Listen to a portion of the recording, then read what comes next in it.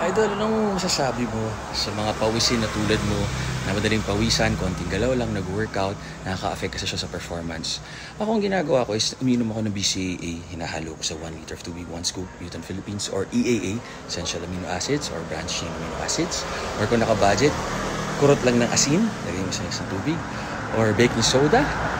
Yan, yun na yun. And then after ng workout, protein shake ka agad, or kain. Yun, lahat naman, halos lahat may sodium. Kailangan mo lang laging mag-hydrate. Kailangan combination ng magnesium, potassium, calcium, and sodium. So yun lang yun. Kasi mahirap i-dehydrate. Pag na-dehydrate tayo, pangit yung mga muscle pumps, pangit yung performance, athletic performance, pangit din yung parang baka mag-muscle cramps pa tayo, pero mag-muscle tear. So importante well-hydrated tayo. Masama rin naman yung sweat.